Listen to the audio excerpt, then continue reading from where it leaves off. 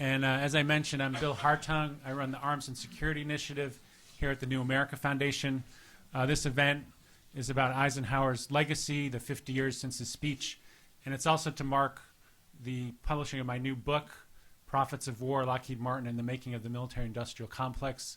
I'm not one of these authors who's going to keep holding the book up, so I wanted to get that out of the way. Because, you know, why would you do that? We have a special guest via video, and we're going to do that first, and then we'll start with the panel. Thanks.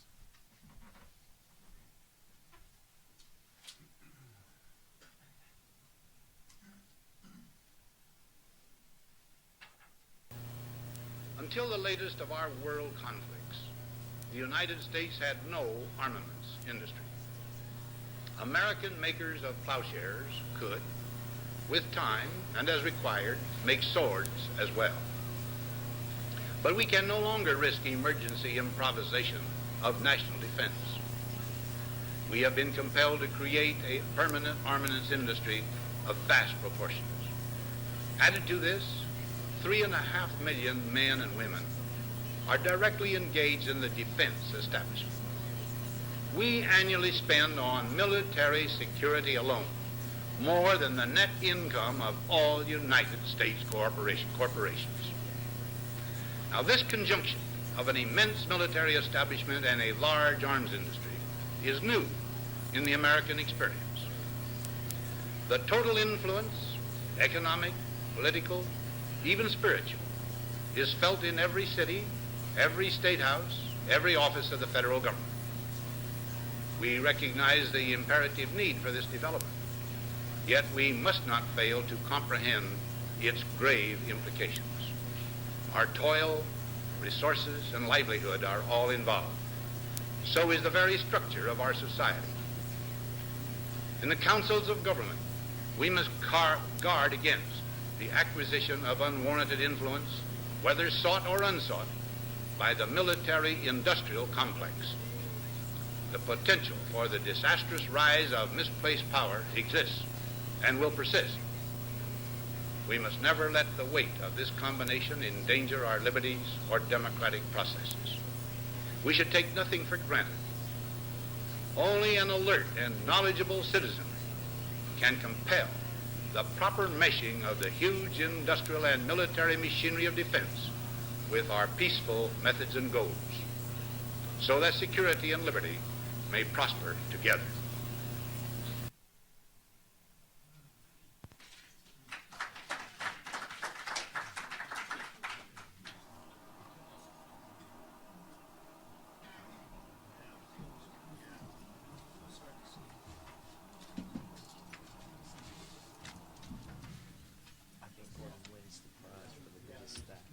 Yes, that's true. Are you going to read all of that? Well, that concludes today's program. And, you know, we can all give our own opinions of what we think that all means. I'm pleased to have an overqualified panel, including Gordon Adams, a distinguished fellow at the Stimson Center, David Berteau, senior counselor at CSIS, and Danielle Brian, the executive director of the Project on Government Oversight, more popularly known as POGO. So I'm going to just make a few short comments, and then I'll introduce each of the members of the panel in turn.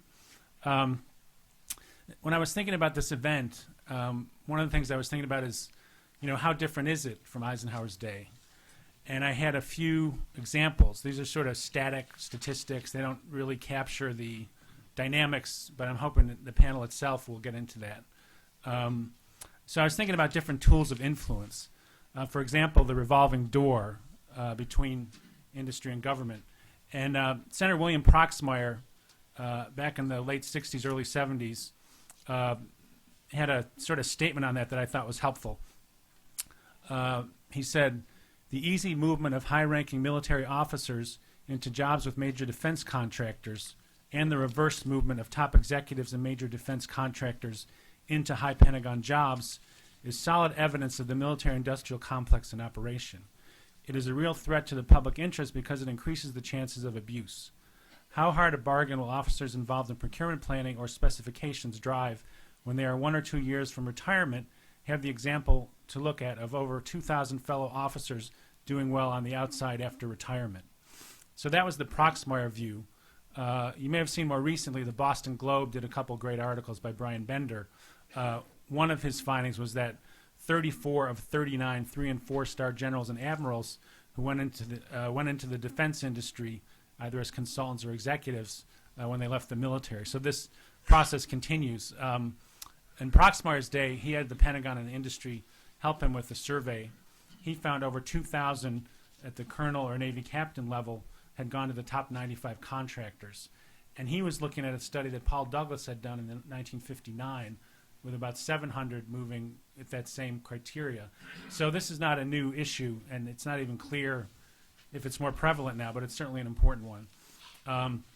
In terms of campaign spending and lobbying expenditures, of course, we may never know what was spent in Eisenhower's day since they didn't have really the tracking mechanisms we have now. What we do know is that the defense industry is a big spender on campaign contributions and lobbying, but certainly not the biggest. It spends about a third of what the pharmaceutical industry spends, about a half of what the insurance industry spends on lobbying and campaign contributions combined. Now that smaller amount is certainly well targeted. The biggest contributor to Buck McKeon, the incoming head of the House Armed Services Committee, is Lockheed Martin, followed by Northrop Grumman, followed by other contractors, and he of course has major facilities of several of those companies in his district. Likewise, Daniel Inouye, the head of the Appropriations Committee in the Senate, has Lockheed Martin as his biggest donor. So the defense companies look at appropriations, defense appropriations, armed services, and members with plants in their districts. They're not going to give money just because you happen to be a nice guy, I think, or a good woman. And the other thing that I was thinking about was concentration of the industry.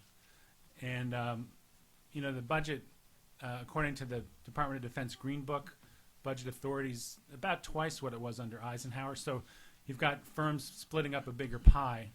And it's my belief there are fewer firms. I don't have hard data on that, but we used to have a separate firm called Lockheed.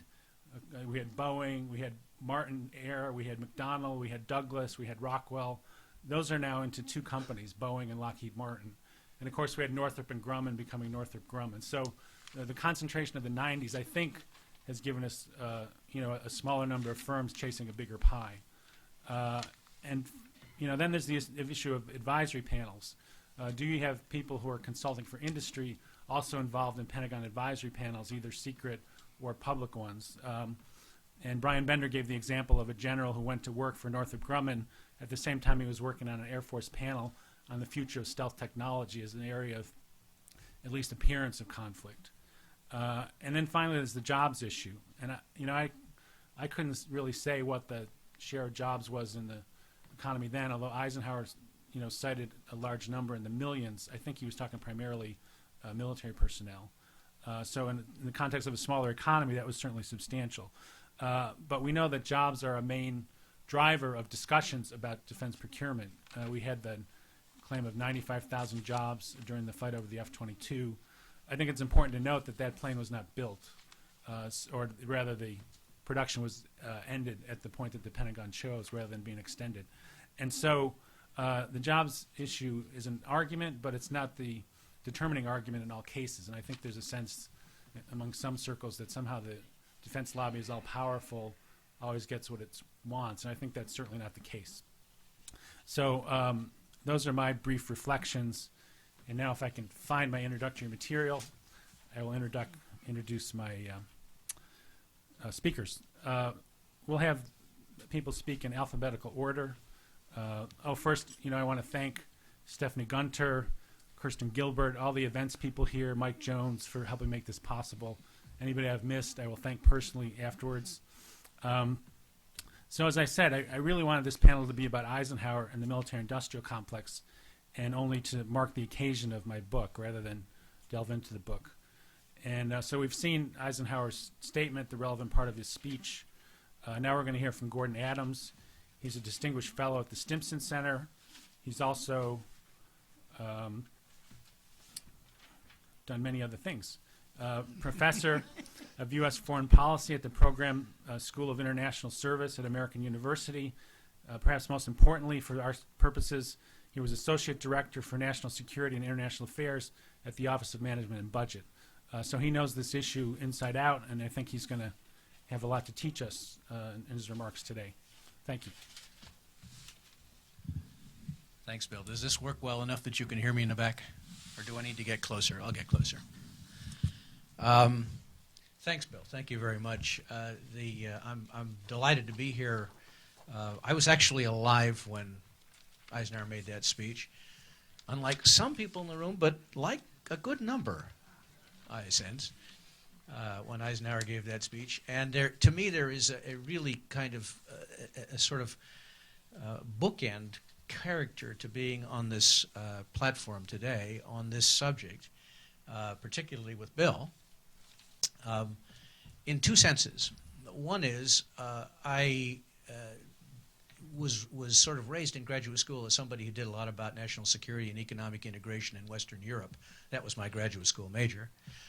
It was not defense, though I, in graduate school as an international relations student, I took a lot of security-related courses. And I got interested in the relationship between the industry and the government in an odd kind of way. It was through Europe. In 1970, which is now 40 years ago if I count right, I got involved with, just because I found it curious. I opened the New York Times one day and I realized that Rolls-Royce had been nationalized by the British government. And because I was a student of European political economy, I thought, well, that's kind of interesting. I wonder what that's all about. So I got some money and went over and started interviewing people in Derby and places in Europe. And I realized, first, much to my ignorance, that Rolls-Royce was not really an automobile company. It was a jet engine company. And that it was the British flagship jet engine company, and it was one of the three big jet engine companies in the world. And that the project which had sent the company belly up was the RB-211 engine, which had been built for a Lockheed aircraft, the Lockheed 1011 TriStar, which meant that if I wanted to understand why the British government had nationalized Rolls-Royce when that project got in trouble, I had to understand how the United States government related to the contractor who built the airframe for which the engine was intended, which was Lockheed. Which ended up getting me much more deeply involved in looking at Lockheed as a corporation than in Rolls-Royce, as it turned out in the end. So there's an interesting bookend there, in as much as your book focuses on the company that I first focused on when I was interested in this relationship, but via the European engine end of the project. And once I looked at Lockheed and realized that their large aircraft building capacity was fairly directly related to their knowledge of large transport aircraft for the Department of Defense and the Air Force, that began to lead me in that direction. And that's what brought me into this national security field directly as my professional career. The other interesting piece for me as a bookend is in the late 1980s, late 1970s, among a number of people that I thought might be an interesting person to work with on stuff I was doing for an organization in New York on U.S. defense policy and the defense industry was a young guy named Bill Hartung. So I suggested that Bill might Very young, join very us. young. Very, very young. Much younger than I am. So I hired Bill in the process of working on a book called The Iron Triangle, The Politics of Defense Contracting, which was my first major publication in this general area of this relationship. And that book sort of has a long shelf life of some kind. But what it brought to my understanding of what Eisenhower was concerned about was the third corner of this triangular relationship, not just the Department of Defense and the industry, but the Congress of the United States, that there was a relationship among the three. And that book looked very hard at data that Bill has done since remarkably well in a lot of his writing: lobbying, revolving doors, advertising by the industry, independent research and development spending, campaign contributions, the whole series of the nexus of tissue that links contractors to the Department of Defense, to the department itself. One of the things I realized by doing that, of course, was that budgets were key to this process, to all defense process. In fact, budgets in defense planning are the centerpiece of defense planning, which then drove me directly to create the Defense Budget Project, and then I ended up at in the Clinton administration at the Office of Management and Budget, whether I learned things from the inside out or the outside in. I'm not sure which it was. All of which brings us to today and where we stand today and what the relevance is of understanding really the role of the military, the Department of Defense, the defense industry, the defense, what I would call the defense stovepipe in our national political culture and the way we view the world. I think if I wanted to sort of reconceptualize what Eisenhower was saying, I would kind of reconceptualize it as follows. In part because we are so fascinated, if not obsessed, by this set of relationships, we vastly overspend on the military. We vastly overuse the military tool. We vastly overdramatize the military as the conceptual framework for our global engagement. And we vastly overworry and overestimate the threats and challenges that we face in the world. In part, it's become part of the optic of the way we view the world. What do I mean by some of these things? Overspending. It's dramatically significant to me. We at the Stimson Center, through the Budgeting for Foreign Affairs and Defense Project, had a central role in preparing the defense options for the Rivlin-Domenici Task Force on deficit reduction, and those options have been recycled in an article I brought some copies of in the recent Foreign Affairs. What was striking in that task force, and I think is striking in general in the way we deal with defense issues, is how little attention we pay to the enormous global military superiority of the United States. That we seem to have this debate at the fringe. If we don't do this project, our capacity will decline. If we don't do that project, country A, B, or C will suddenly become a threat. Without stepping back and saying the consequences of the investment that Eisenhower was talking about in his speech are the only global steaming navy, total air dominance, a ground force that is deployable on a global basis, a budget that is larger than almost every other country in the world combined, a research and development budget in defense that's larger than the budgets of virtually every country individually in the world, special forces that are larger than the militaries of more than 100 countries in the world, a technological lead that is unparalleled, global communications, logistics, communications infrastructure, transportation, intelligence. The capacity of the military forces of the United States is stunning. And when you go overseas, I see Guy Ben-Ari sitting here. Guy and I were talking in Europe over Thanksgiving with the Europeans in a NATO context. The Europeans look at this capacity and say, my God, how can you be so afraid? The stunning chill that goes through most countries in the world when they look at the American military capability is palpable almost anywhere you go. We missed that point in our national debate about defense, which is the capability is unbelievable. We also, second point, tend to overuse it. And we have expanded the capacity that we are overusing. I was very struck by the Quadrennial Defense Review that the number of missions that are now laid out as missions of the Department of Defense and the uniformed military covers an increasingly broad range of things from deterrence and conventional warfighting to global presence to power projection to counterinsurgency to stabilization and reconstruction, nation building, strategic communications, humanitarian relief, building partner capacity, fighting the narcotics war. We have enormously expanded the mission set. And it was striking in the QDR, in my judgment, that mission set had been expanded without setting any particular priorities or without any significant calculus of what risks we were prepared to accept and what risks were more important than others. So we have now overused the tool. It's not an inappropriate tool, but we have overused it. Thirdly, we tend increasingly to conceptualize how we organize the government around the use of this tool. I am thinking particularly of the slogan du jour of a couple of years ago, which may be less of a slogan du jour today, whole of government. All right, well, whole of government as a slogan didn't mean there's a whole lot of interesting international problems we need to deal with that we need to get agencies to coordinate on and to work with each other more effectively. Whole of government meant how do we do the mission set post combat in Iraq and Afghanistan in a more integrated way between the various agencies of government that ought to be at play in that situation. That whole of government, in other words, was a whole concept torqued around a choice by the United States government, whether you agree with it or not, to invade Iraq, to intervene militarily, and ultimately to invade in Afghanistan, came in the opposite order, to in various ways occupy those two countries and then end up with the consequences of an occupation, for which our military was woefully inadequately skilled, prepared, tasked, funded, or anything else. So whole of government really was a mantra designed to solve the problem of Iraq and Afghanistan, but not a decision about how the tools of statecraft ought to relate to each other in America's global engagement.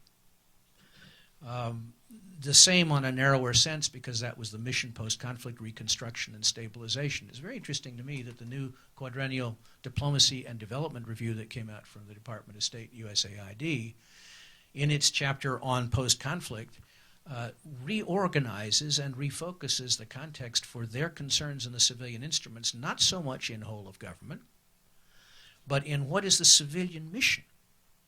What is conflict prevention, and what's the civilian mission? What is conflict recovery, and what is the civilian mission? What is the role of the civilian instruments of statecraft with respect to governance in other countries in the world, independently, not disconnected necessarily, but independently of the military role and mission?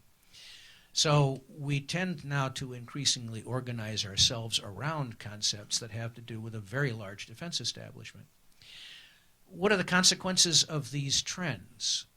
One of the things in the briefing last Thursday that Secretary Gates and Admiral Mullen gave that really struck me was an answer that Admiral Mullen gave to a question that was raised from the floor by one of the members of the press corps, where Admiral Mullen said, and Admiral Mullen is a very interesting guy, the budget has basically doubled in the last decade.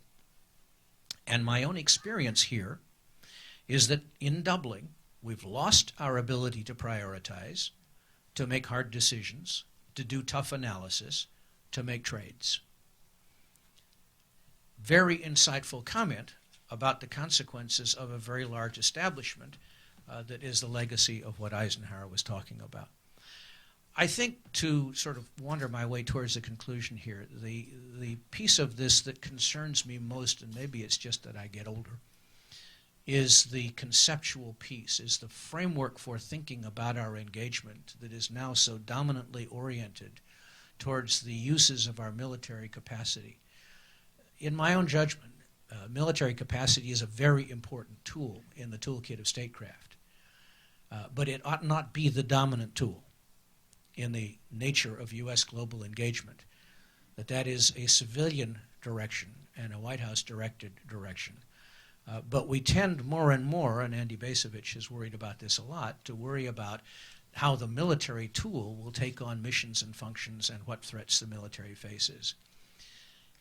The concluding comment I want to make is that all of that said, and I remember Bill and I were in a discussion at the Ford Foundation some years ago on this, defense budgets rise and fall. How curious.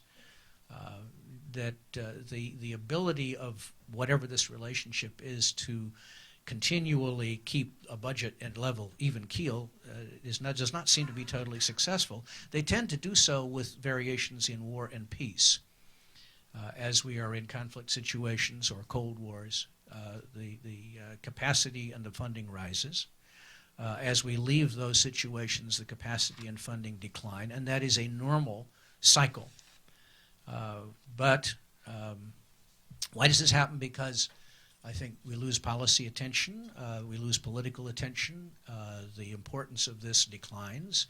I had an opportunity this past weekend to spend a little bit of time with the new members of Congress, and what was very interesting to me was no matter how many times you tried to orient the discussion towards defense, their concerns were debt, deficit, small government, spending control, taxes.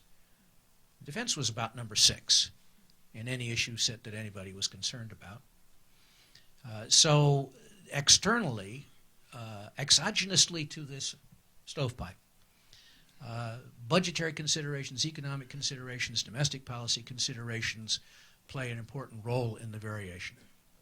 And in policy terms, when we are at peace, there's less attention. Now, footnote to that, Secretary Gates said last week, and he said it before, he doesn't want us to do what we've done so many times in the past, that we build down and then suddenly we find ourselves having to build back up because of some threat that we didn't anticipate, and we shouldn't make this mistake. I have to say, I think balderdash is probably too strong a phrase for that, but close. That since the Korean War, that has not typically been the pattern of American build-downs. That we have built down but maintained a very large defense establishment, that the conflicts that we have been in we have largely chosen, Vietnam, Gulf War, Iraq invasion, that we have had the capacity to carry out and execute those as choices of policy, that we've encountered difficulties in those wars not because we were unprepared, but much deeper concerns about the way the military instrument is organized and what its mission is designed to do. And we are in another one of those cycles. We are in a build-down cycle, in my judgment. And it's not unlike the one we went through from 1985 to 1998, when we took 700,000 people out of the military, 300,000 out of the civil service, cut the procurement budget 50% in constant dollars, cut the defense budget 36% in constant dollars. And despite the fact that some people worried about readiness, I think wrongly, in the 90s, despite the fact that some people worried about force stress, they didn't know anything before they got to Iraq, we actually had a military force that was quite capable of executing the mission they were assigned by the Bush administration in 2003. And we are in that kind of cycle, in a world atmosphere where we are probably more nationally, existentially secure than we've ever been in our lives.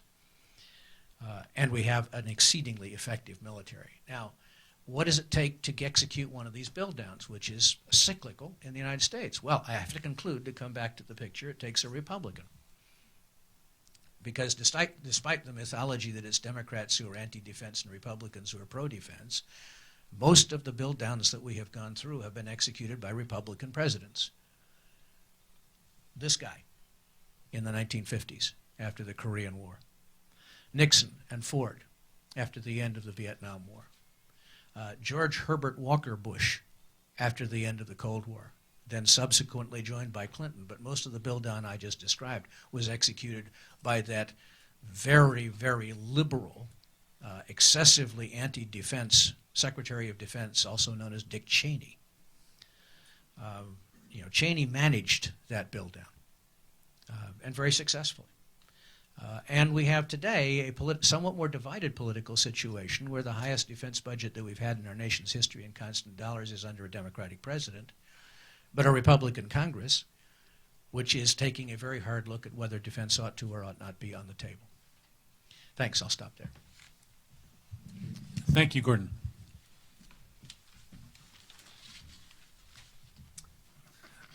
I'm standing up here because I forgot to tell you a few things, and they're written on the podium. This is on the record, and it's being filmed. So when we get to questions, it's important that you wait for the microphone and identify yourself so it comes across well on tape.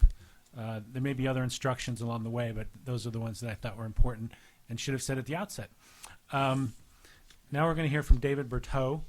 He's a senior advisor, and he's the director of the Defense Industrial Initiatives Program at CSIS. He was a director for National Defense and Homeland Security at Clark and Weinstock. He was a director for National Security Studies at Syracuse University and a professor at the Maxwell School. He served 12 years in the Department of Defense under 4 different defense secretaries, including 4 years as Principal Undersecretary of Defense for Production and Logistics. So we'll hear from David now. Thanks. Thank you, Bill. I note that even though you said we're going in alphabetical order, we're also going in order of age. And I'm delighted with that because that's right. Gordon referenced, of course, being alive when Eisenhower made the speech, and I think it's interesting to actually look at what the historical construct tells you. For those of us who were alive or who even had the opportunity to watch him make that speech, it seems not that long ago. But in reality, Eisenhower's speech is closer to the assassination of the Archduke Ferdinand in Sarajevo than it is to today. And so it's actually quite a bit back in the past, and I think sometimes it's useful to have that kind of perspective. It's actually also closer in time to Eisenhower's famous missed tackle of Jim Thorpe in the Carlisle Army game than it is to today. So for those of you who stayed up late watching an irrelevant industry-promoted football game last night, I would have watched it if TCU had been playing, but not necessarily for the powers that were there. It's really useful, and I'm glad that Bill started out by talking about what's changed, and actually some of the points he made are really quite cogent and relevant to our discussion today. I think I'd like to focus on a couple of other things that have changed since January 17th, 1961. One of the things that's changed is, in fact, people spend a lot less time on their speeches today than they did then. Eisenhower actually started working on this speech in May of 1959, fully 20 months before he gave it. When's the last time any of you started working on it? Bill started working on his book probably 20 months before it was published. 1961, actually. But by and large, except for academics, most of us live on a much tighter time scale than that. So what's different now than it was then? Eisenhower actually had a world that, even though to him it seemed uncertain, it has a lot more certainty than the world does today. He knew what his steady state requirements were that he was facing from a military commander-in-chief point of view. And he knew what his military missions were. We have a lot of trouble articulating those today and nailing them down. He knew what his threats were, and it's interesting to look back at his threat description. I'll come back to that a little bit later. There's a difference in terms of the importance of the globe. In 1961, there were whole swaths of the planet that were largely irrelevant to any, whether from the point of view of our national interest, to anything that matters today. It's a little difficult today to say what place is unimportant to us as we look forward.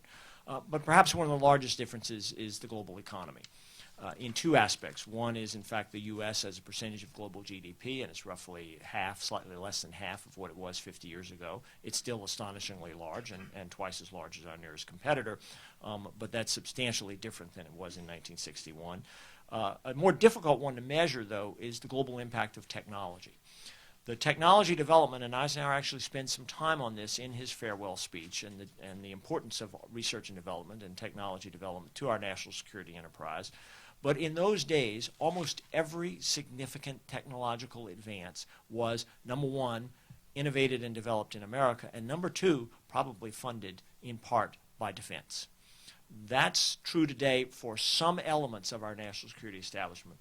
But for a broad swath of it, everything from communication satellites to information technology to sensors and data fusion to even robust things like chips and printed circuit boards, the real developments are not occurring in defense, and the real market is no longer in defense. It's occurring in the consumer commercial market, where issues of reliability and availability are dramatically different than they were for what defense faced in 1961. And those are important elements to keep into consideration. Now, instead of defense-led, it's really a commercial pull. Another area that's changed dramatically, and I suspect that we'll talk about this more this morning as well, or this afternoon, is the issue of using government or using industry to provide services to the government. This was largely not a topic of conversation in Eisenhower's time. As many of you know, at the Center for Strategic International Studies, we not only track contract spending for hardware and platforms, but we also track professional services spending across the government. And that's gone up slightly faster than spending on hardware across the whole federal government, or spending on goods, that is, as opposed to services. And it's continuing to increase even as not only the budget goes down, but the administration claims that it's reducing the amount of money. It's still actually going up in terms of services. And interestingly enough, at least two-thirds of that money is spent by the Defense Department, roughly out of a little under $300 billion a year of services, including research and development. And $200 billion of that is DOD.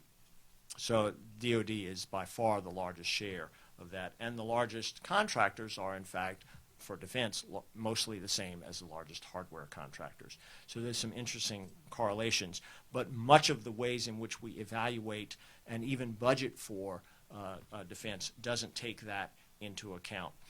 The real problem, though, is not necessarily in contracts, although that's where the evidence might seem to be. it's in requirements. And there we have actually not made much change since the time of Eisenhower.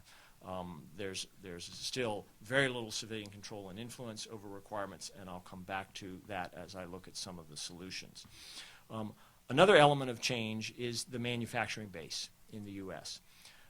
Defense is still, from a manufacturing point of view, our defense manufacturing base is still technologically, as Gordon so ably pointed out, far in advance of much of the rest of the world. We may be worried in the newspapers about the J-20, but we're certainly not worried in the same manufacturing base sense that we will be in 20 or 30 years from now. But its dollars are way down from what it was. On the global commercial competitive manufacturing base, we have definitely slipped, both in terms of quantity and in terms particularly of quality. One of the interesting examples of that is shipbuilding, where we build superior warships. In fact, no one can hold a candle to them, but they cost substantially more on any metric that you would use from a manufacturing point of view than commercial shipbuilding. On commercial shipbuilding, we've essentially abandoned the playing field to other countries, Korea, Japan, etc. What's intriguing, though, is if you look at the history of countries like Japan, who can build really good, much cheaper commercial ships than we can, they cannot build better warships and cheaper. In fact, they build less capable warships, and they're every bit as expensive and take every bit as long as ours do, which suggests there's more than just the manufacturing base at work there. One thing is still the same as it was in 1961. In fact, it's probably exacerbated. There is an economic relationship of monopsony and monopoly between the defense industry and the U.S. government. One buyer, one seller in all too many cases. What this does, among other things, of course, is it changes the standard basis of economics, of supply and demand, the laws of competition, etc. The second thing it does is it opens the door for Congress to engage itself here, so that instead of competition, we have allocation, and instead of attrition, we have maintenance. Unless, in fact, the executive branch is clear and consistent and competent in the way it defines its requirements, builds its budgets, as Gordon alluded to, and then defends those budgets in front of Congress, Congress has an opportunity to have a lot of say in it. And in fact, you could make the case that what Eisenhower should have talked about is not just the military-industrial complex, but the military-industrial congressional complex, because that is, in many ways, the third point of the Iron Triangle, if I remember your book correctly. My key conclusions here: it's easy to focus on the back end of the process, the budgets and the contracts, but I think it's important to pay attention to the causal elements as well. And these are the ones that we really need fixed. There is still today no coherent requirements process in the Defense Department that ties requirements to cost and time, and that integrates those requirements across a real strategy on which priorities can be based and trade-offs can be made. Absent that kind of a process, real requirements with affordability, real priorities set across a national strategy, not just a defense strategy, and real trade-offs made early enough in the process to make a difference, it's really hard to do what Eisenhower suggested, which is to avoid the accumulation of unwarranted influence. And finally, there's no good way to connect outcomes to any of that strategy or those requirements. But we need to be careful of what we're fixing. There's a lot of talk, for instance, about the negative impact of the revolving door, and it's easy to find examples where this is, in fact, both either the perception of a problem or, in fact, a real problem. But you need to be careful that you don't end up cutting out people who know what they're doing as a result of fixing the revolving door. Because it turns out that government by rookies is almost as bad as government by crooks. Cutting defense missions without developing the capability elsewhere, which is part of the demand that we face in many countries around the world, where defense has migrated into missions, whether through their own design or because of a vacuum, only time can tell as you look at them. But to eliminate the defense role in there without building up the capacity of the civilian agencies to take that on would be foolish, because you end up not being able to do it at all, and that's generally not the outcome that we're looking at. I know that many in this room have been firm advocates of building up the civilian capability side. I still look for evidence that such is occurring, and I look forward to seeing that evidence as the QDDR is implemented. And I'm probably young enough that I might see some results that come from that. There's an interesting way of looking at industry and saying, you know, if we just had a control over profit, we could control cost. What's interesting about that is it's the antithesis of what the commercial economy has shown us over the last 30 years, which in fact the best way to cut costs is to allow companies to profit from reducing cost. I have an interesting example, an internal study that I was doing with the Defense Department. We had a very senior contracting person who told us point blank, he says, you know, it's a lot easier for me if it costs $1 billion but there's only 3% profit than if it costs $500 million but there's 30% profit. Because nobody can actually question what the real cost ought to be, because we really don't know what the real cost ought to be, but everybody knows what excess profit is. Now, this is akin to me going to my car dealer and saying, I'd be glad to pay you twice the amount of money for that car as long as I know you're not making anything on it. That's not the way I buy a car. It's probably not the way you buy a car. There are also some lessons from downsizing, and Gordon pointed out that we do go through these cycles, and we can absolutely be certain we're going through these cycles again. One of those lessons comes from base closures. One of the privileges of my life is I got to close bases for both a Republican Secretary of Defense and a Democratic Secretary of Defense. It's a great way to make friends. You end up, you know. Try working at OMB. Yes, equally good.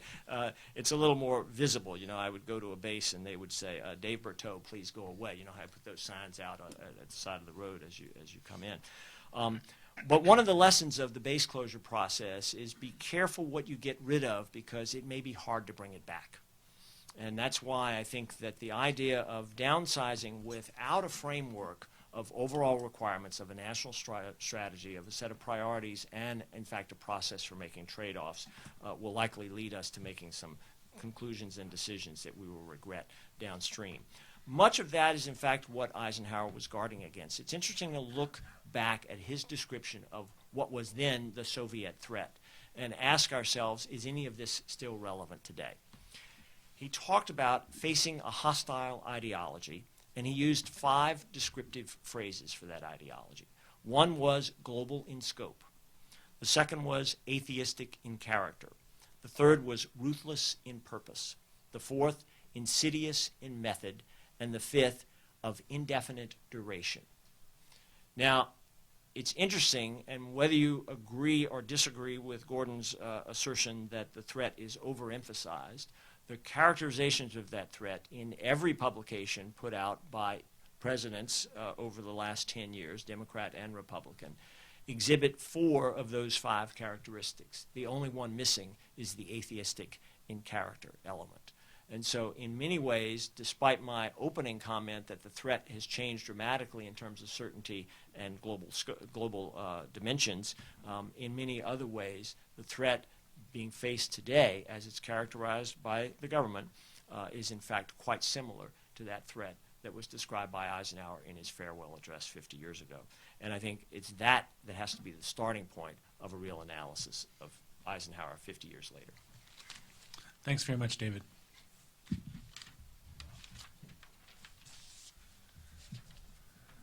Now we'll hear from Danielle Brian. She's the director of the Project on Government Oversight, which to my mind is one of the most effective watchdog groups in Washington, D.C. They work not only on contractor accountability, but increasing nuclear security and fighting excessive government secrecy. They run a highly successful series of seminars on congressional oversight for Capitol Hill staff, and they do a lot of other things which we can talk about later. Thank you. Thanks so much, Bill. That was very sweet. I thought I should actually give a little context. I saw that in the announcement for the event, there was a reference to the fact that DoD is awarded a little over $300 billion in contracts. Actually, that's sort of lowballing it. It's getting closer to $400 billion. So when you're thinking about the defense budget, more than half of it is actually spent on contracts, which is... All right. Let me do this. Am I not on? It's on. I just have to do my big voice. Okay. The point I was making is that, love the mic. All right. Is that more than half of the defense budget is actually being spent on contracts at this point, which I think is an important thing for us to put in context. And of course, even though Bill doesn't want to talk about his book, he's my friend, and I do want to talk about his book. Lockheed, of course, is the winner of that competition as the #1 recipient of government contracts across the board. It's also interesting to know that of the top 10 government contracts, they're actually receiving 25% of all government spending, of all government contracts. So when you're thinking in terms of how powerful these companies are, imagine how, for 25% of all of the government's contracting to go to just 10 companies, Lockheed Martin, Boeing, Northrop Grumman, General Dynamics, Raytheon. I mean, as you can see, these are all defense contractors that are just massively relevant to the government's business. The other thing that's important POGO has been doing for the last few years has been tracking the misconduct of the government's contractors. And Lockheed also is actually only in second place in terms of the number of instances of misconduct, only beat by ExxonMobil. Actually, BP is on the other side of it. So, so it's not as though they're necessarily getting so much of the government's money because of their performance as a responsible contractor. But I do want to highlight a couple of things that Bill talks about in his book with regards to Lockheed, because I think they're such an important part of what has happened since the Eisenhower speech. The first was those mergers in the 90s. When we were testifying against those mergers because we were concerned about the lack of competition that was going to be created as we saw the shrinking number of companies that we could be, the government could be doing business with, industry was arguing that we were going to be, we the taxpayers were going to be benefiting from these mergers because of efficiencies that would be created. That would mean that weapons systems would be costing less. So we can now have enough time, and I'd like anyone here to tell me what weapon systems now cost less than they did 15 years ago because of these mergers. It was this fabulous promise that was being created that was so obvious on its face that it wasn't going to happen, and of course it didn't happen. But what Bill talked about that we didn't realize at the time was that there was actually, and that's always so interesting when it comes to how policies decisions are made, there was actually sort of a professional relationship between Bill Perry, who was the person at the Pentagon who was sort of engineering the government actually paying for these mergers at a time where the companies were laying off thousands of their employees, with Norm Augustine. I forget, what was the actual, they had worked together in some capacity? He had done some consultant work for Martin Marietta, which Augustine headed before he engineered the Lockheed Martin merger. So it was a great win for Lockheed Martin, and I would argue a huge loss to the taxpayer, and I think a significant change that's happened since the speech, because what we create now is the concept of the too big to fail company.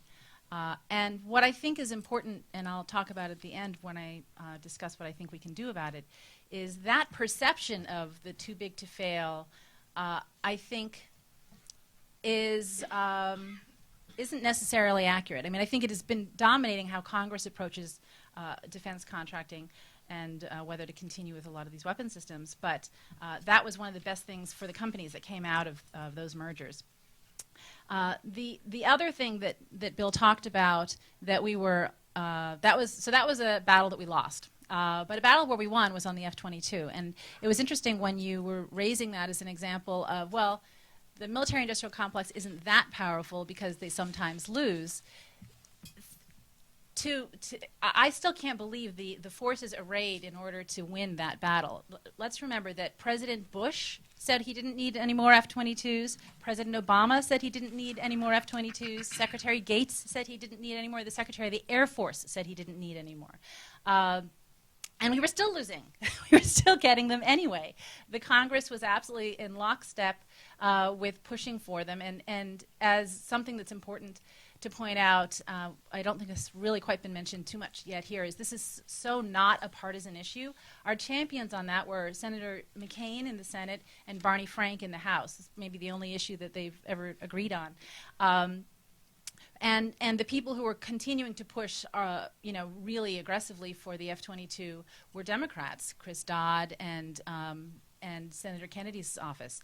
And to think that it took absolute sort of, the Secretary was threatening veto of the entire defense authorization bill if he was forced to buy more F-22s, and it was a pitched battle, and so I think it's important to put into context that it's true that we won on that battle, although the Joint Strike Fighter essentially sucked up all the money that was saved, I think, from the F-22, so one might argue how much of a win that ultimately was.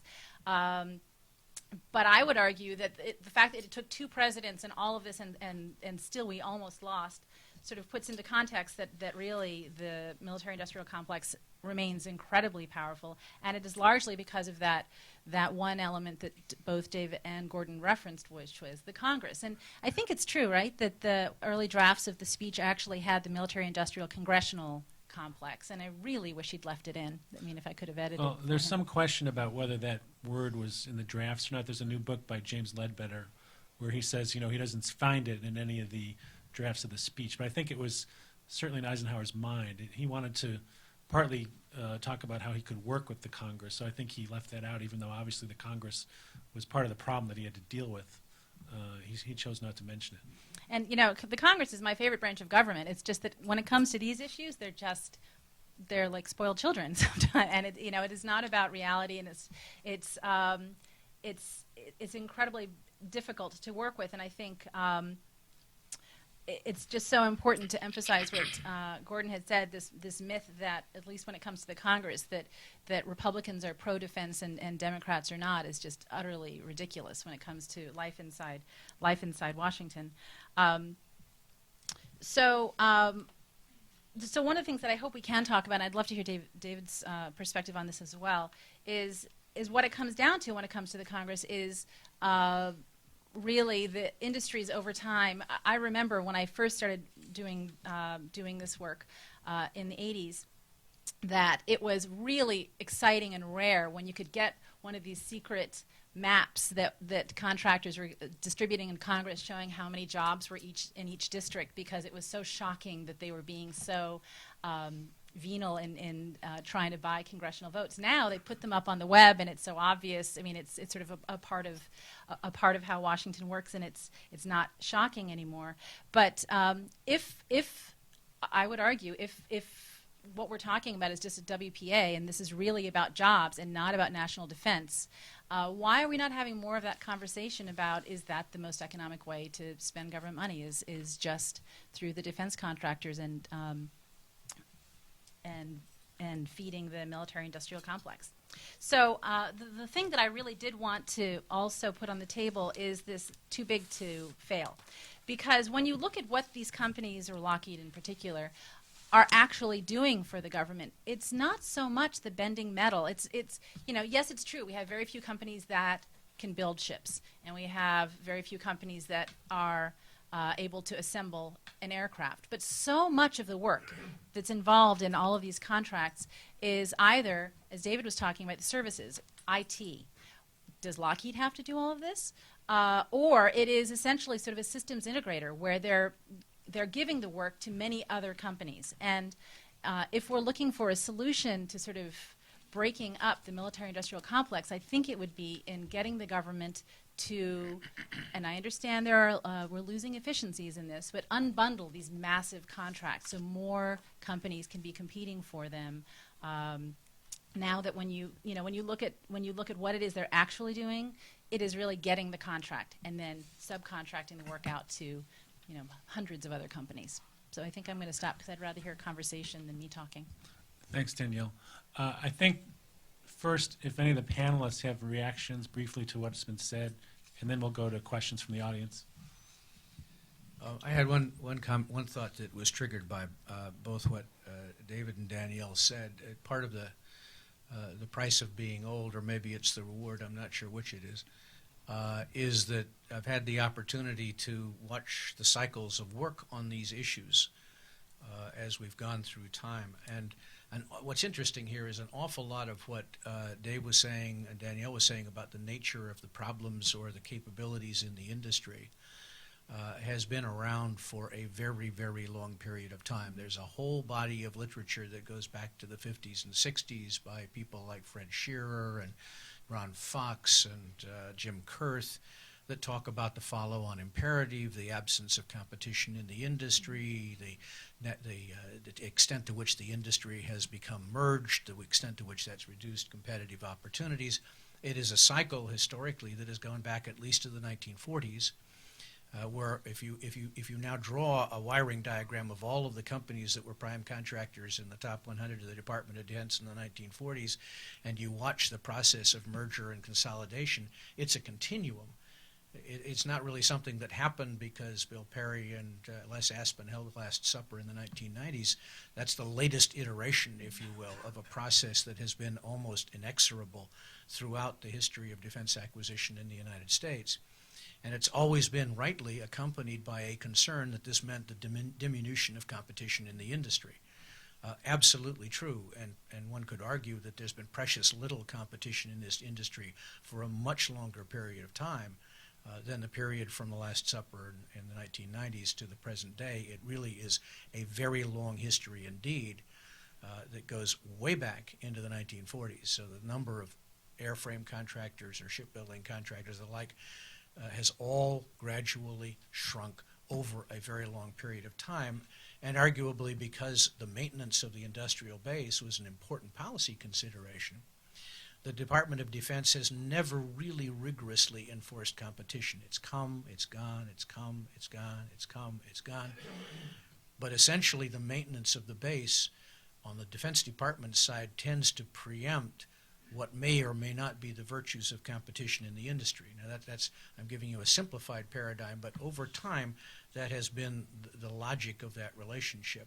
The other point I wanted to make is that it's very hard to make competition pay in terms of price in this business when you're dealing with expenditures that emerge from a political process.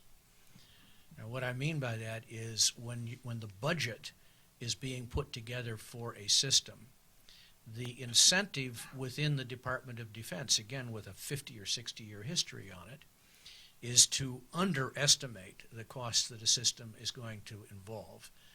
And this is actually a process that I've seen as part by my participation in decision-making settings in the government, that the most optimistic cost estimate tends to be the one that the services would prefer to have, and the most pessimistic cost estimate, which usually comes from the KEG or its successor, is one you would prefer not to have, because that has huge advantages in the political process of putting a budget together. Preceding that incentive, the incentive for a contractor to honestly project even a banded assumption about sets of costs for the programs that they want to bid, also contains the incentive to underbid, because you want to be able to be sure you get your foot in the door on a contract. And if I were in the contracting business, and I know a lot of them, that's exactly what I would do. I want to make sure I got the business, and I would be very optimistic.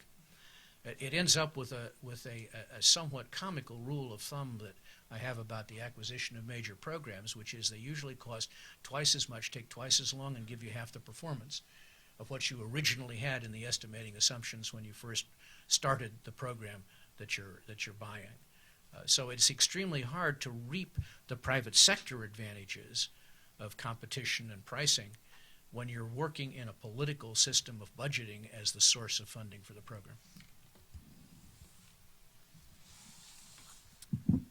Thanks, Bill, for the opportunity to make a couple of additional comments.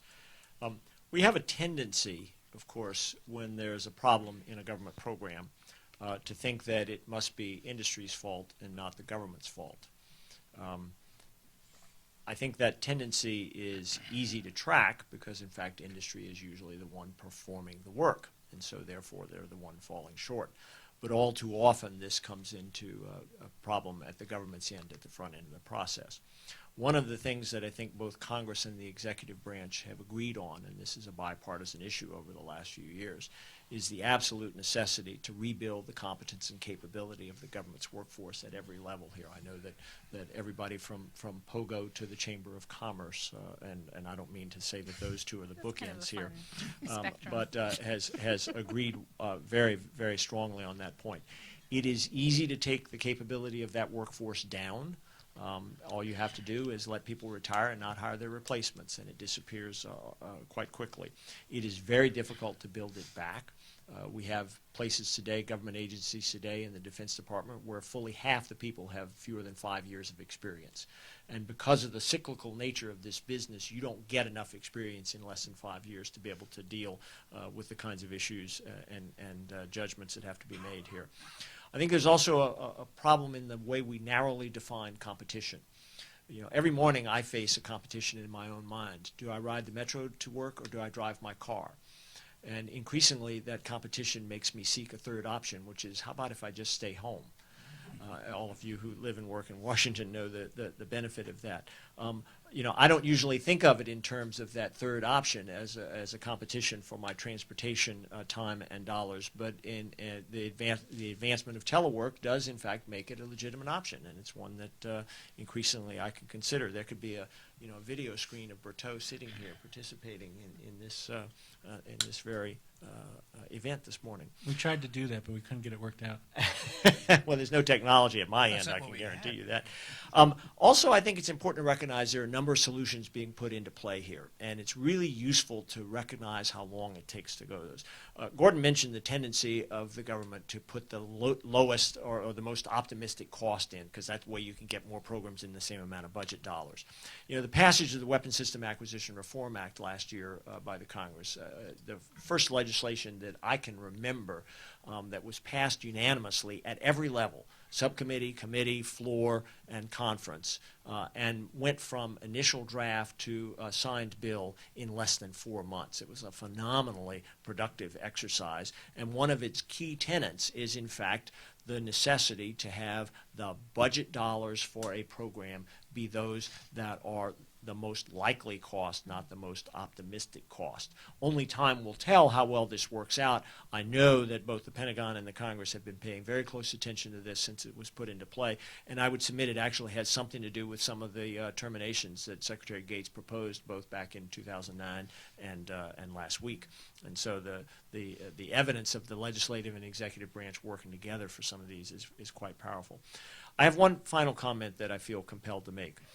The implication made earlier that somehow Secretary Bill Perry personally intervened in any of the mergers in order to provoke gain for either himself or any of companies that have been previously associated with, I think is antithetical to both the nature of Bill Perry as a man and the position that he occupied. I've known and worked with him for almost 30 years.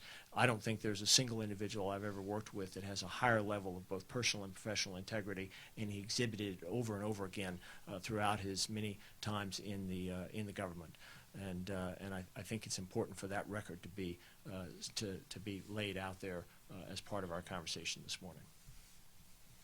I certainly didn't mean to impugn his integrity at all, but I do think that, and this is part of the issue with the revolving door, relationships in Washington matter, and it matters in terms of people's perception of what's best for the companies, for the country, and I stand on that being the. But that does remind me that I did want to make a little more conversation about the impact of the revolving door, because that has been something that we think is a tremendously invasive problem in Washington.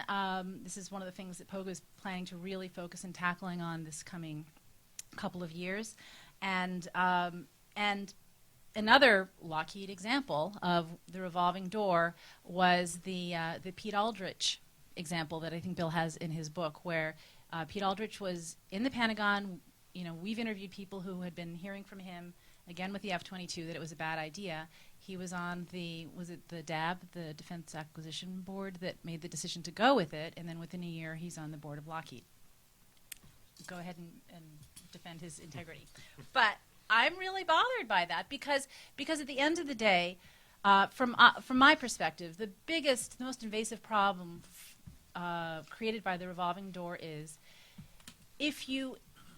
how do I have faith that any person who is in the public sector is really focusing on the best interests of the public when they have in the back of their mind they might be dealing with right now their future employer, or someone who in a few months they hope to have some negotiations with. And from our perspective, that is something that has just got to stop. I want to make a small sort of biographical comment about that, because I think it's one of the ways in which you try to put another way. I think the tension between what Dave said and what Danielle said is palpable in the government. Dave's point is a very important one. You risk, because of the nature of our system, throwing the baby out with the bathwater. if you simply deny people who have knowledge the opportunity to use that knowledge, you have a terrific problem, at least of appearances, if not of substance, if you simply allow the exchange of personnel to go unregulated and non-transparent. And balancing those equities is a terrifically important, difficult but incredibly important thing to do. One of the things I was trying to do in the Iron Triangle when I wrote it 30 years ago was to increase the transparency with which we knew things like this were going on, because sunlight itself is incredibly Absolutely. important in ensuring more ethical behavior in the transfer of people or in any other part of this relationship. I was thinking as I was talking about the first time that when I was at OMB, and within the first couple of months, I was invited out to lunch by a guy who was my predecessor in the job by a couple of administrations, who had subsequently become a division director for a major defense contracting company. And I went to the ethics officer and said to OMB ethics officer, can I have this lunch? What are the rules about the lunch? Who can pay for the lunch? And his advice to me, because the ethics officer can play an incredibly important role here, was almost impossible, because this man was a friend of mine, was, first off, I recommend you don't have the lunch, because mere appearance of having the lunch is a potential problem. He said, second, if you decide you have to have the lunch because it's a friend, he can't pay for it. That I understood. Thirdly, if you have the lunch, don't talk about business. As a professional colleague and friend, it would be very hard to draw the line. How are the kids? Great. And your wife? Yeah. And how's your golf game? We obviously were going to talk about defense because that's the business that both of us were in, but being very careful. Golf game is professional, I think. Golf is a professional business, Also too. often is. Well, and my golf game isn't professional, but that's neither here nor there. That you do need that kind of attention to these relationships in the government, and a regular process of scrutinizing how the industry behaves internally in its own companies with respect to ethical issues, to ensure the transparency and that everybody's kind of minding the store. It is a never-ending requirement for maintenance. There's actually a great opportunity for that happening in that a couple of years ago, the DoD authorization bill included a revolving door database. So DoD is actually already tracking people going. It's just not public. And this is something we've been pushing the Obama administration in its embracing of open government, that you're already making the database, just let us look at it, There was a regular reporting requirement when I wrote my book, and of course this was way before the age of databases and computers, because it was in the late 1970s. So I went down, sat in the Pentagon Library, and went through the hard copy binders, Good of for which you. there was 9 feet when we were doing this research, because there was in fact, legislated reporting requirement that forms had to be filed by people who had moved from one side to the other. So now we can take a few questions. Don't forget to wait for the microphone. No interest out there. And by the way, the lights are shining on us. You're sitting in the dark, so we have no idea who you are. Yes, here in the middle, Chris. Except I see Chris and Bill here. Right. Yes. Middle of the front row, yeah. Well, I'm a bit surprised that Can you identify? Christopher Payne with the Natural Resources Defense Council. I'm a bit surprised that none of the panelists have mentioned what was a major theme in Eisenhower's speech, which was the opportunity cost of the military-industrial complex combination. In terms of other investments that the political system might have made. And he specifically referenced the fact that these military-industrial contractors could make other things that were of greater use to the society. And we see that today. Boeing, if it had been building high-speed trains for the last 30 years, would have a nice high-speed rail network in this country. We wouldn't be in the basement of transportation as far as advanced industrial countries are concerned. Just one example. So I want to ask the panel to address that issue, because it seems to me it's the issue that's actually paralyzing any forward progress on some of the major agenda items before this administration. I totally agree with you, Christopher, and that was what I was inarticulately trying to say when I was making reference to, if we're using this as a WPA, why does it always have to be for military purposes when there's so many other purposes that would be theoretically better both for the economy and for the country? Well, as Gordon well knows, the experience of conversion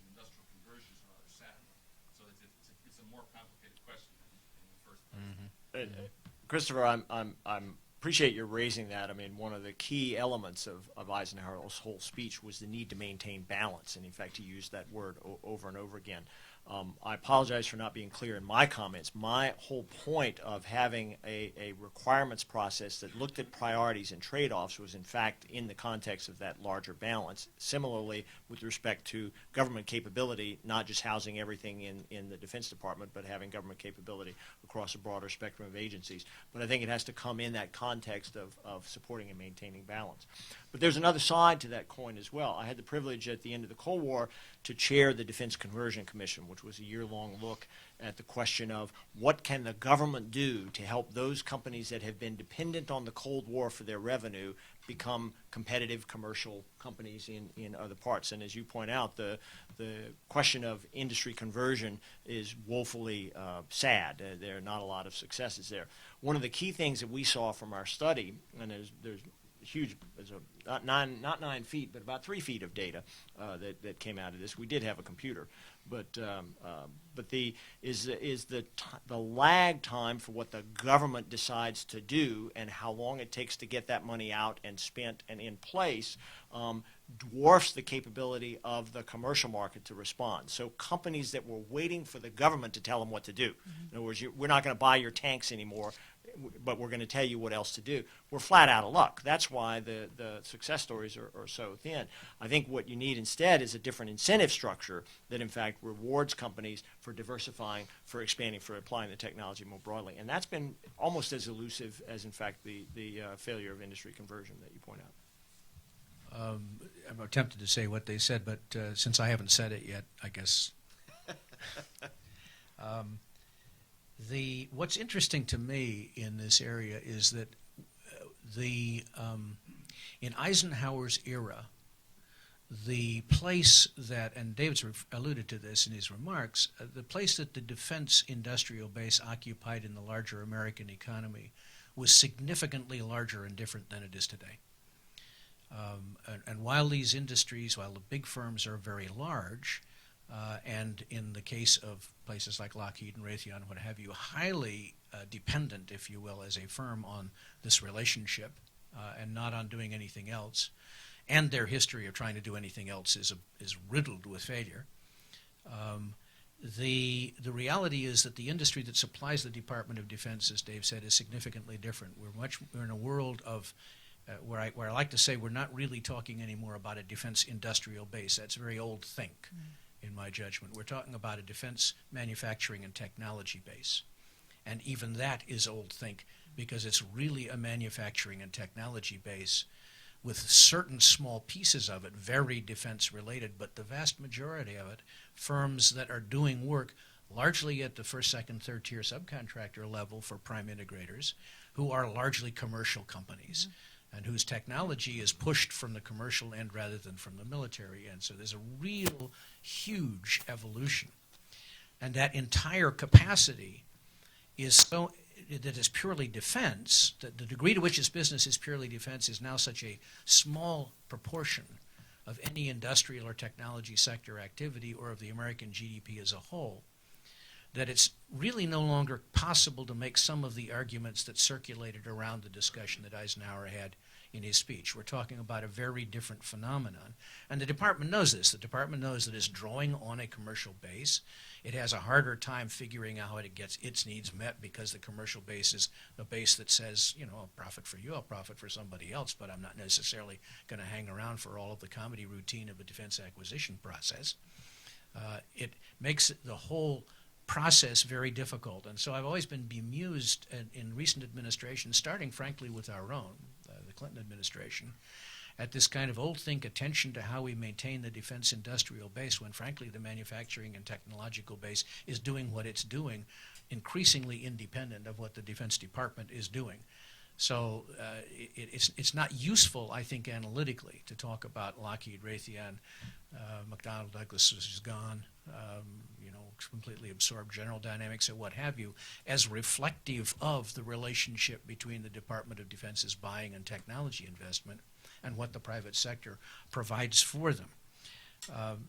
the question then for me, Chris, comes down to a budgetary question, and that's really, really hard to grapple with because there does not appear to be a political willingness to invest the resources in the public fisc in technologies that are not security related. That is the hardest thing in the world to gin up the dollars for in a political sense. So if you're saying high-speed rail, which the president's arguing for very hard right now, high-speed rail ought to be a huge investment in the future.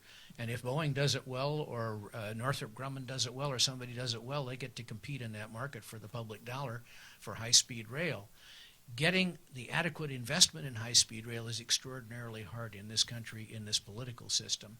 What advantages the Japanese or the French or the Germans or anybody else is the ability of their political systems to do that kind of investment and make it stick, which produces a more adequate high-speed rail transportation system than the one we're able to produce. Oh, wait, I think we're kind of running low, so I'm going to take just 3 questions and then we'll wrap up because unfortunately that's where we're at. Yes, right here along the wall, and then over here, and then in the back is waving, so we'll go in that order. Okay, Bill Goodfellow, Center for International Policy. The elephant in the room in this whole discussion is the deficit. I read a piece yesterday, an interview with David Stockman, Reagan's old budget director, who said that what Gates has done so far is merely a pinprick of what's really necessary, talking about really major cuts in the military budget. And that brings up something that Andy Basovich has been talking about. If you do that, then it's going to be very hard to maintain our global policeman role, and that we really, as part of that, will have to redefine the role the United States plays in a multipolar world. So I guess the question is, will the deficit require these sorts of cuts that will require a real rethinking of our role in the world? All right, so let's take the other 2 questions and then we'll deal. Yes, you already recognized there. So, thanks. Eugene Goltz from the University of Texas. So I had 2 things I wanted to quickly raise. The first on the 90s defense consolidation and the revolving door issue. It strikes me that the strong critique of what happened in the 90s is that the department failed at stewardship, the Department of Defense, and didn't direct certain companies to merge with others with a strategic agenda. In fact, did nothing, let the companies decide who to merge with, which means prevents the revolving door from having had any influence on who merged with anyone because the government didn't tell anybody who they should merge with. The thing politically that really shaped this and prevented the efficiency gains you're looking for is exactly the kind of rhetoric that came in the panel, which was the payoffs for layoffs comments, right? So what shaped the mergers was the prevention of industrial rationalization post-merger because people like Bernie Sanders and Tom Harkin coined the phrase payoffs for layoffs and stopped the government from trying to have a rational adjustment and shrinkage of the defense industrial base, right? So it was the mechanism of the preservation of a large military industrial complex was because the department didn't abdicated management because of the political imperative of jobs and lobbying that blocked it. So I just have a very different view of I think is I think my view is the mainstream view, but in any event, of what happened in the 90s rationalization, the reason we didn't get, the reason we had a continued military-industrial complex. And the other point that I wanted to raise and just get comments on, particularly for David's comments, he talked about a need for an integrated requirements and budgets process. And this sounds like a really a good way to deal with the problem of the military-industrial complex because requirements don't consider budgets. And I guess the first thing I would say is to take it back to Eisenhower.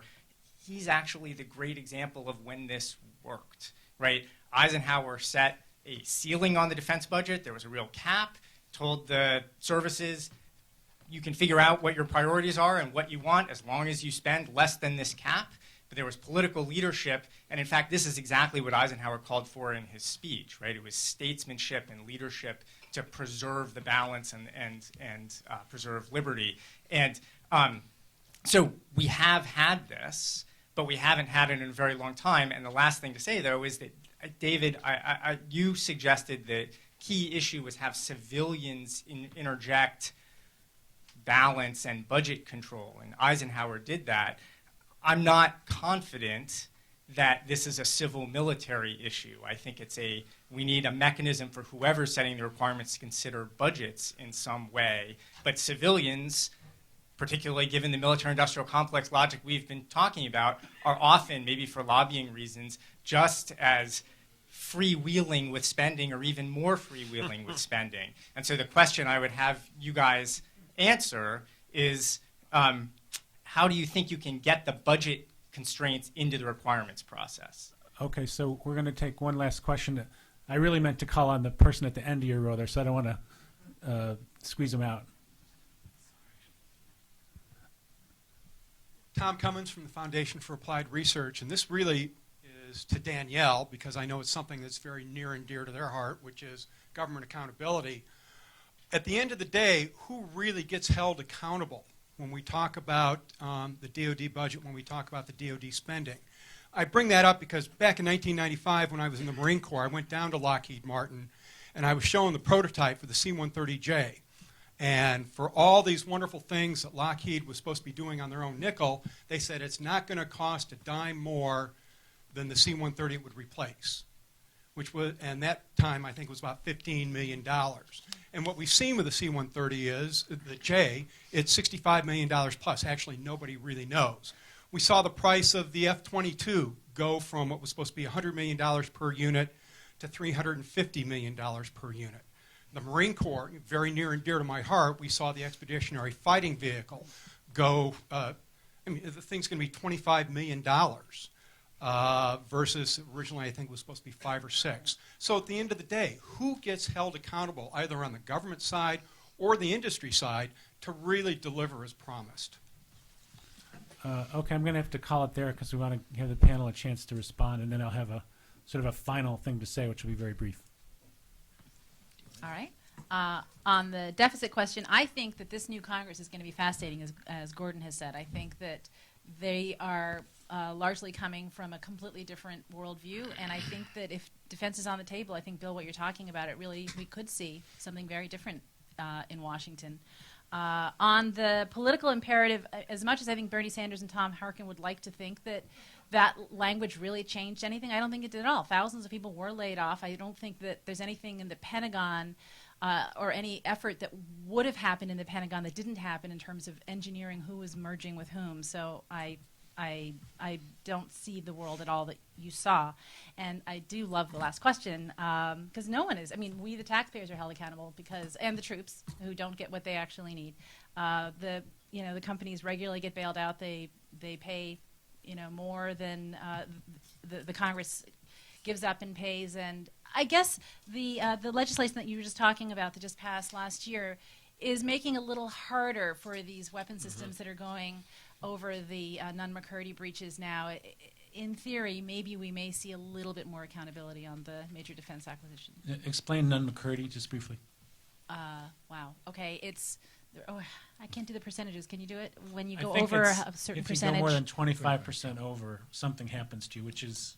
And now it's a little bit more than something. Now you actually have to go back to an earlier milestone. Either the program is terminated or the Secretary of Defense has to certify that it is essential to national security, re-baseline the program and put a new cost on it, and say, this time we're not going to overrun. So not a lot of accountability, but a tiny bit maybe. At least you're paying a little more attention. And there have been remarkably few Nunn-McCurdy breaches that have been allowed to terminate. In fact, I think Bob Gates has more of them than any other secretary in history. Oh, absolutely. So, Which isn't many. Not many, that's right.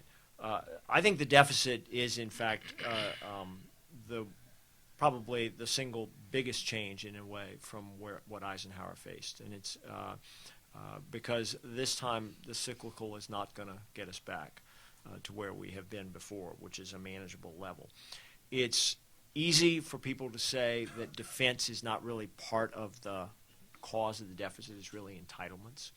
I don't actually think that's true, but whether you believe that or not, because that's kind of a tenet of religious belief, if you will, the arithmetic dictates otherwise. It's 20% of the federal spending, and it's very difficult to conceive of any scenario which gets deficits under control without defense playing a significant participation in that process. The difficulty is, what is it that you give up when you get rid of the money? And that gets to Eugene Goltz's questions of how do you integrate requirements and budgets. I would certainly agree that it looks like a civilian-military implication. I would also note that Dwight Eisenhower really only looked like a civilian to the military. To the rest of America, he still looked like General Eisenhower. He just took his uniform off for the time being. And from that perspective, it's very instructive. If you look at Eisenhower's 1958 budget, and some of you might have to go back and read Richard Neustadt again, but Ike, on the day he released his budget, authorized his Treasury Secretary to go attack it in public, because it turned out he had created a bigger deficit or bigger deficit for that year's budget than he knew. Now, that's partly his fault, right, because the budget was his set of decisions. So we shouldn't idolize President Eisenhower all that great with respect to his stewardship for integrating requirements in budgets. Nonetheless, I think the example is very powerful. It is the only way that we're going to be able to rationalize defense's contribution to deficit reduction with any kind of budget that's going to produce real value for the American taxpayer, as opposed to just protecting those things that come into play. I think the real culprit with respect to preventing rationalization was neither the industry itself nor the Defense Department, but the difficulty of getting Congress to go along with it when you propose a closure. And I really think we've turned a corner there. I think what Bob Gates has done has demonstrated both the necessity to make the case and to stand with it over and over again. It was not only Gates who threatened to veto, it was Barack Obama in his Statement of Administration policy. I went back and looked at the last 50 years of SAPs on the Defense Authorization Bill. It's the first time ever that a president cited a weapon system program as a rationale for a veto, even though you tried to get him to do that a number of times, I think, when you were at OMB. With respect for accountability, I think the important element is that we need to look at the question of accountability at the front end, when we're assigning people to these positions and selecting them for these jobs, not at the back end after they're done. It's harder to do, but this is the question, and this is the question we keep coming back to, because it is in part the revolving door issue. There's an enormous difficulty in getting qualified people to step in and do these jobs. It is even more difficult to get them to do it in a way that looks like it really is clean. And I agree with both of my colleagues up here. Transparency and visibility into information is by far the most powerful element of that. And the database should be made public. Thank you. Just very briefly, in sort of overarching response to all the questions, it's always difficult to influence a teenager's behavior. But probably one of the instruments that has a greater influence than any other is to cut their allowance.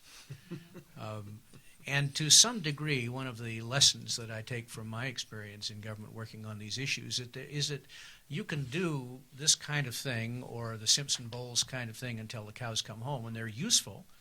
They provide you with illustrative options. They can highlight key points that you ought to look at if you're dealing with a downsizing budget, some areas of opportunity, and I was delighted to see that in some of the areas that we recommended here or that Simpson Bowles recommended were actually directions that the Secretary was taking.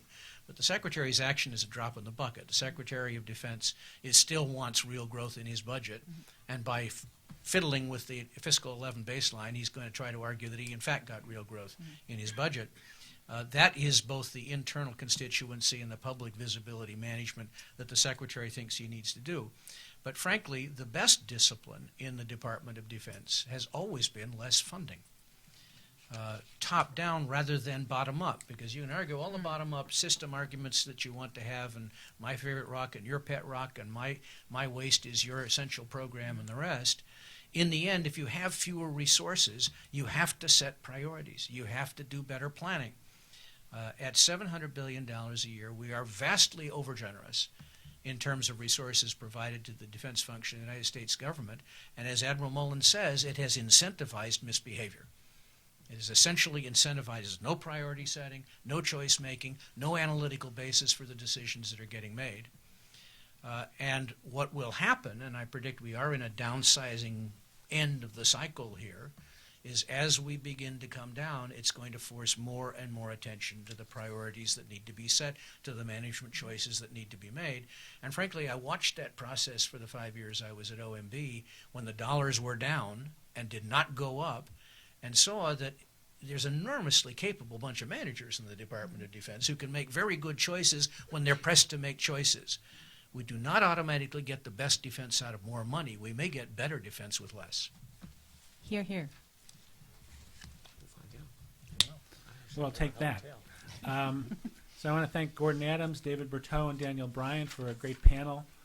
Thank y'all for coming out. I'm sorry we couldn't get to everybody, but it was a good turnout and a good panel. So the two conspired to make it not everybody could get their question answered. I have a small commercial. I promise not to hold my book up more than twice in any event. This evening at Busboys and Poets at 6:30, I'll be in discussion with Chris Hayes, the Washington editor of The Nation, about the book. There's leaflets outside, or you can go to the IPS, Institute for Policy Studies website, and it'll show you where it is and how to get there. Thanks very much.